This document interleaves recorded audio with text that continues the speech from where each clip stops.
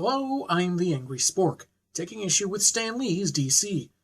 We've seen a mess of heroes get recreated, as well as a few well-known villains.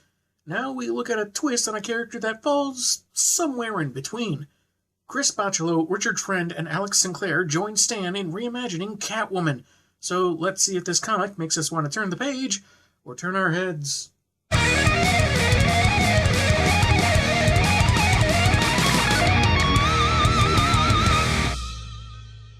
The cover has our lead just kind of chilling out. And yeesh, look at those claws. Reminds me of a character I created when I was a kid. And all around, there's just a lot going on. Someone getting shot, a guy that could either be a clay monster or someone with problem skin, and a funky astronaut.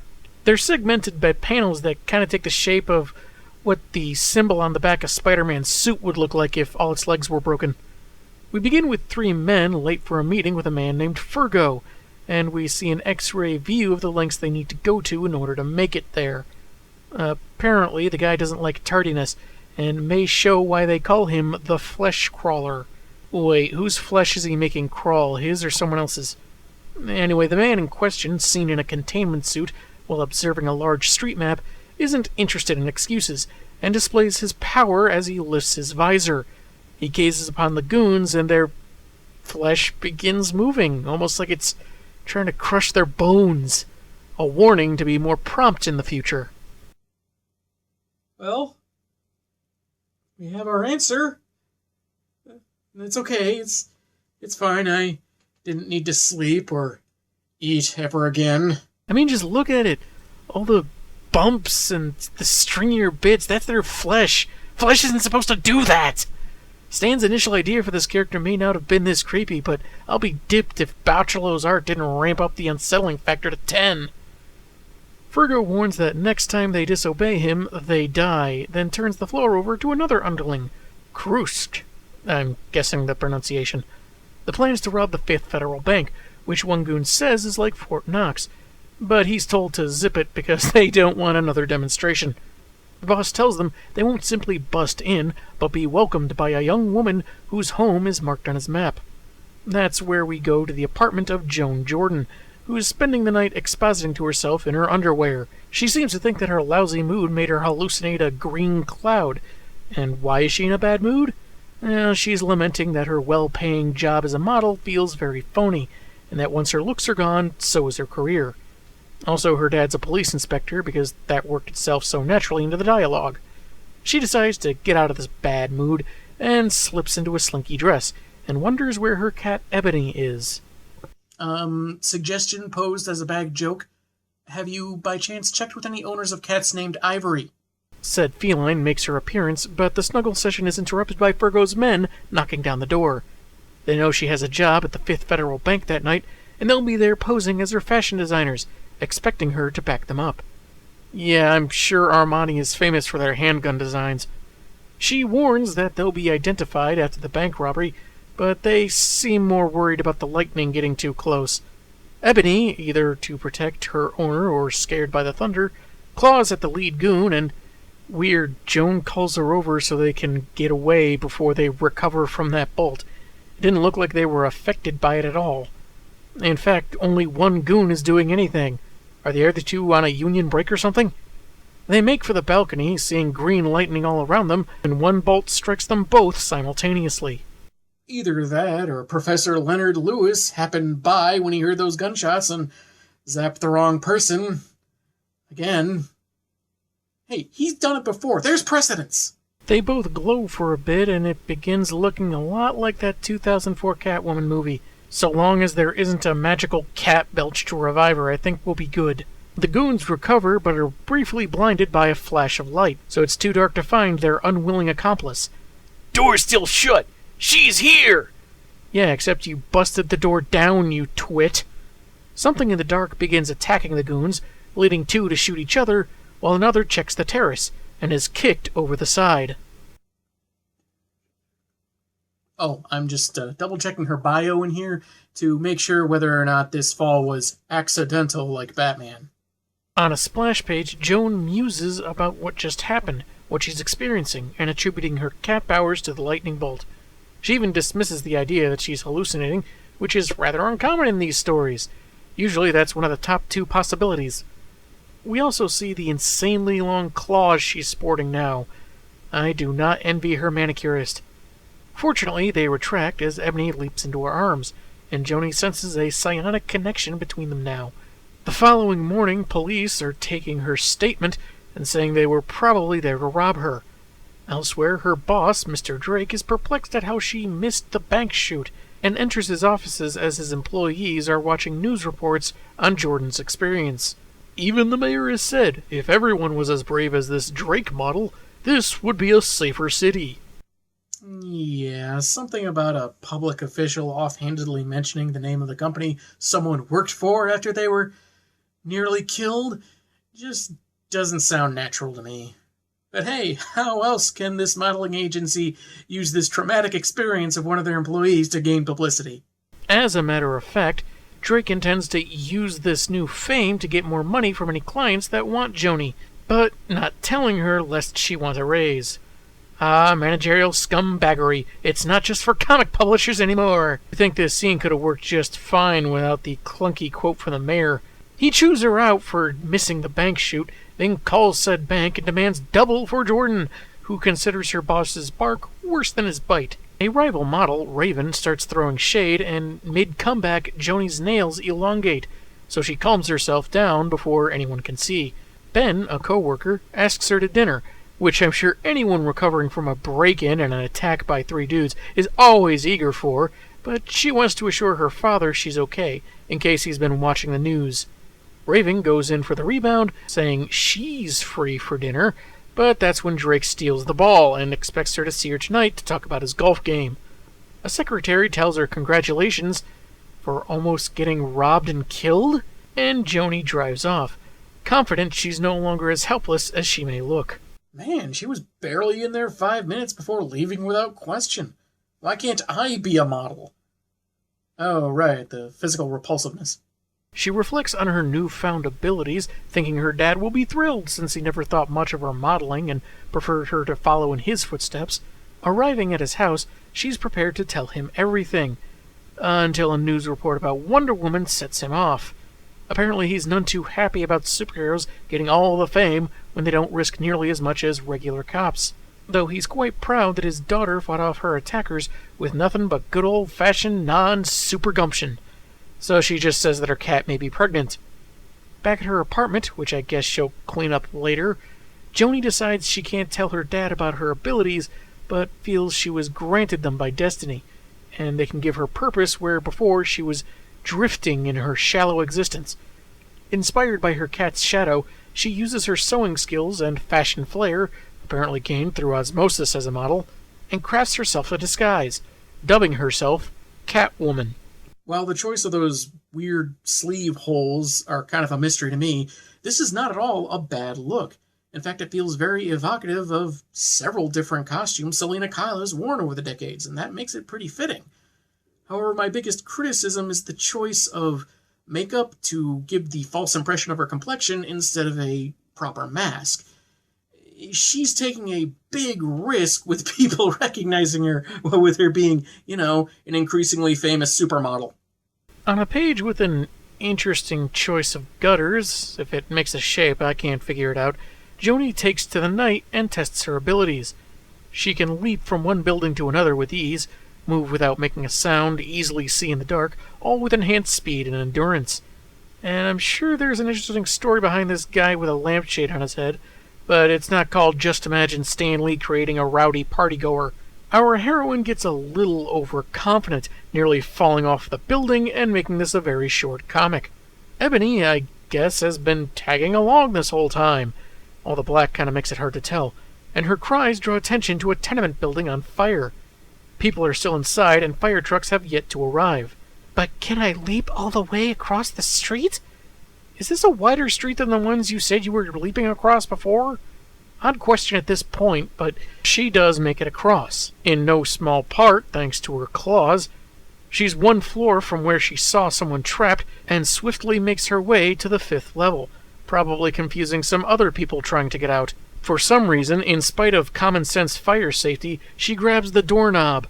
So is she supposed to be immune to the intense heat that metal handles obviously absorbed?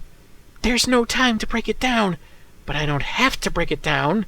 Not when I can slash my way through, she said while kicking the door to pieces. Yeah, I know she used her claws, but look, the foot is clearly doing most of the work here. You should attribute the credit to the right limb.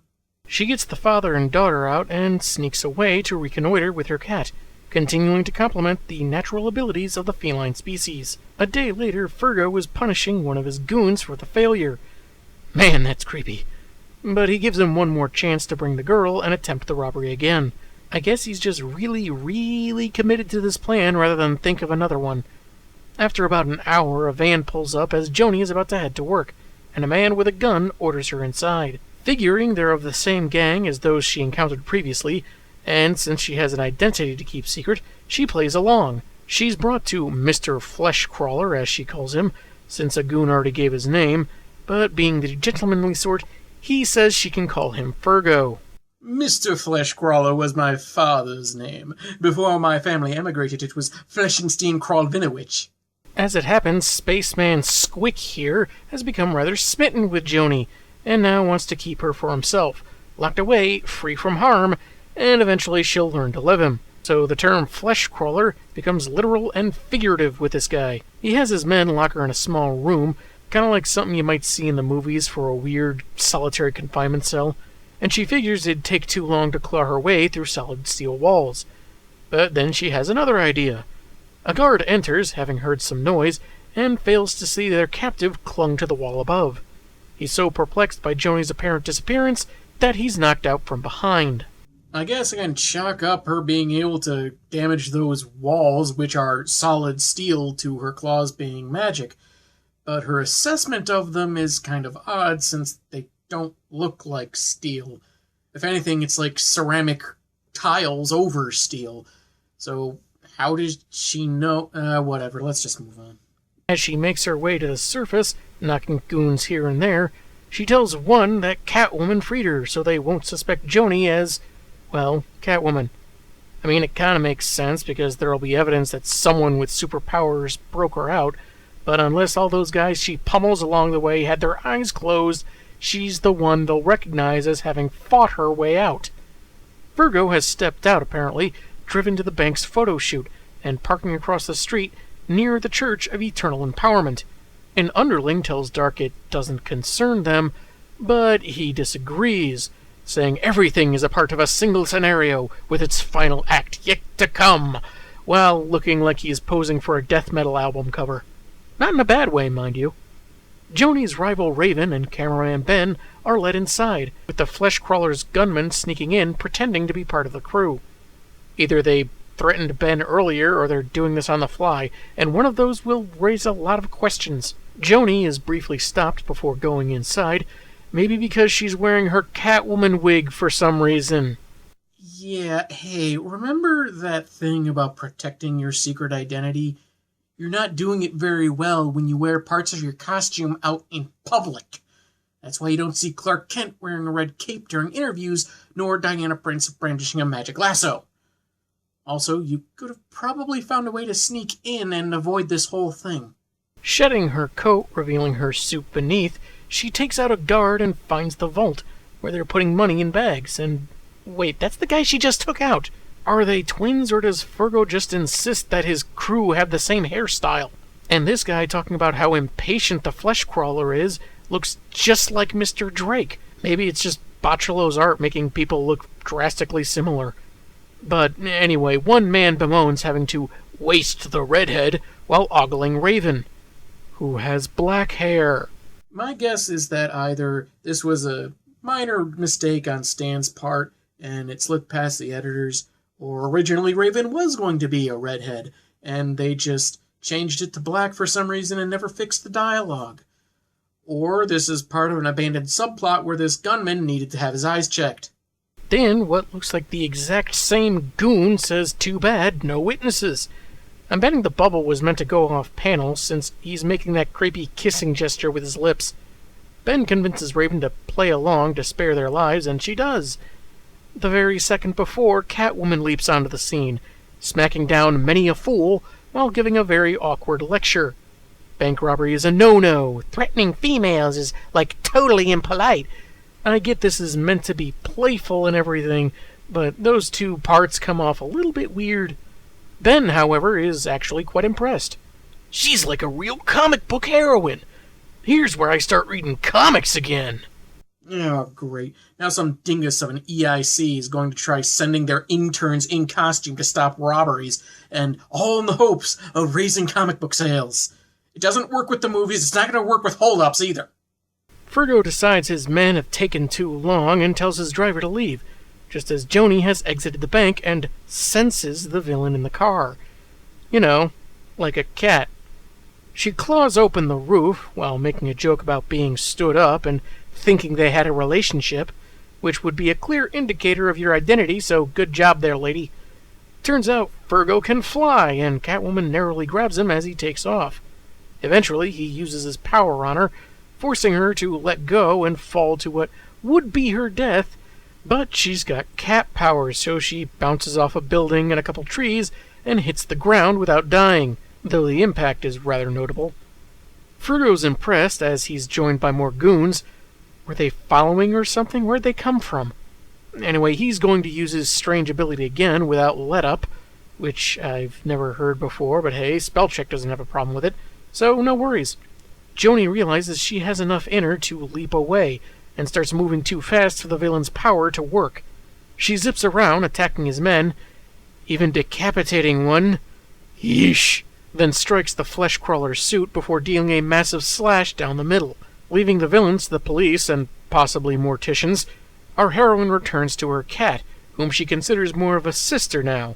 Dominic Dark waxes prophetically as he pulls off his best Scarecrow impression, while Mr. Drake complains that a new superheroine isn't his employee, because he's stupid, and the comic ends with former cop Papa Jordan still hating superheroes, but of course still loving his daughter.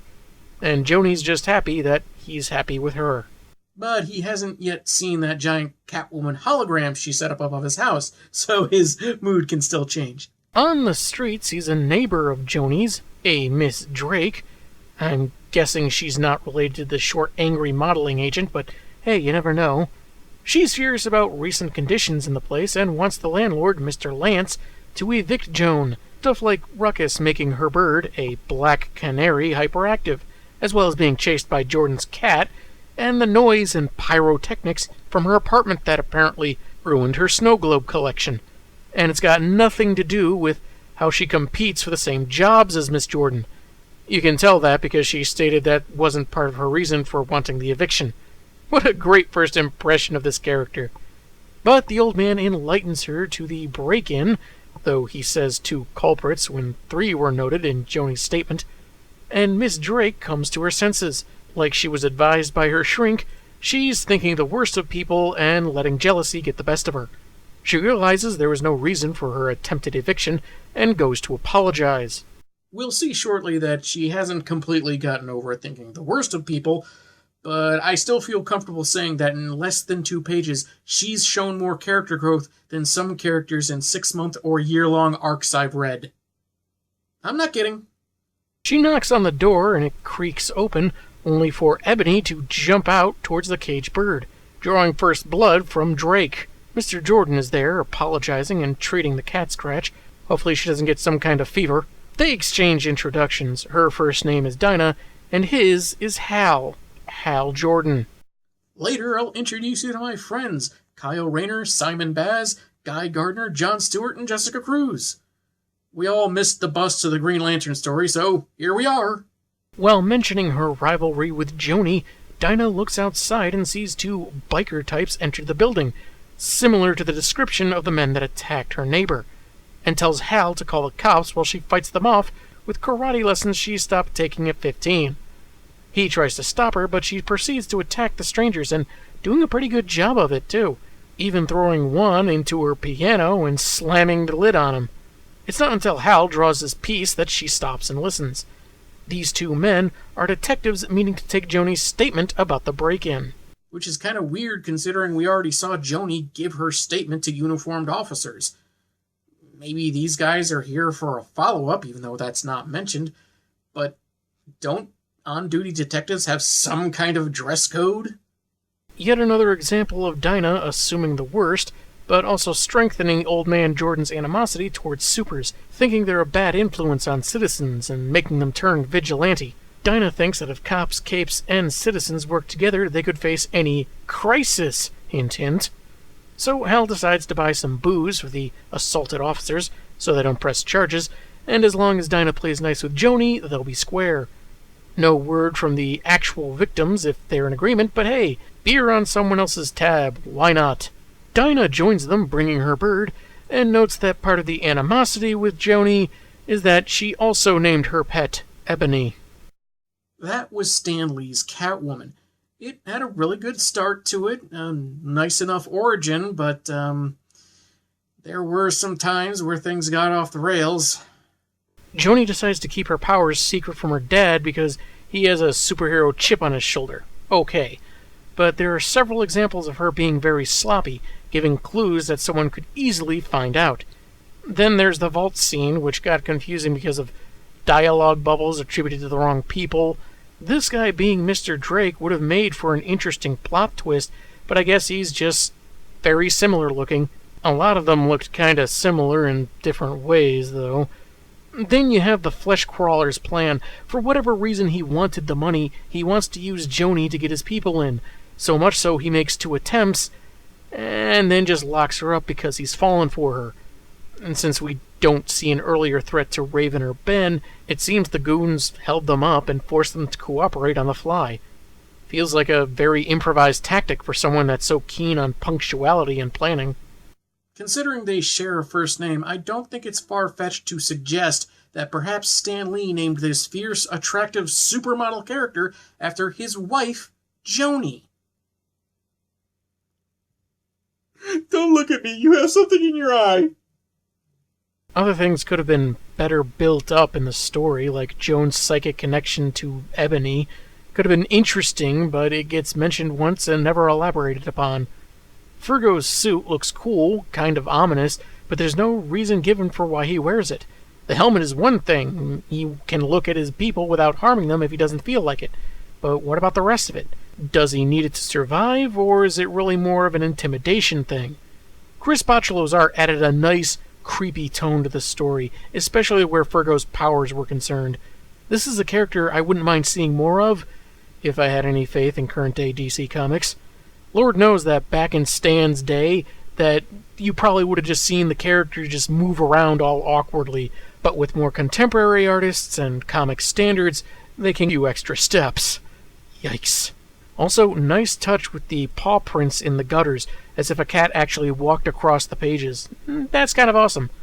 I liked this Catwoman's suit for the most part, though I noticed she had an opening in the center of her chest, though with most of the angles we see her in throughout the story, you can hardly tell, and it kind of makes you wonder what's the point. On the Street had some cheeky nods to other DC characters, not just Hal Jordan and Black Canary, but no way this cop wasn't a nod to Green Arrow. Not sure about the other guy. Wildcat, maybe? While Dinah getting off the hook for a felony assault is iffy, I really liked how contrite she was and her eagerness to make up for being wrong in trying to get her neighbor kicked out. Next week, we take a look at another DC character who happens to share a name with a Marvel Comics villain. Hope that didn't get too confusing for Stan. I'm the Angry Spork, and man, have I got issues.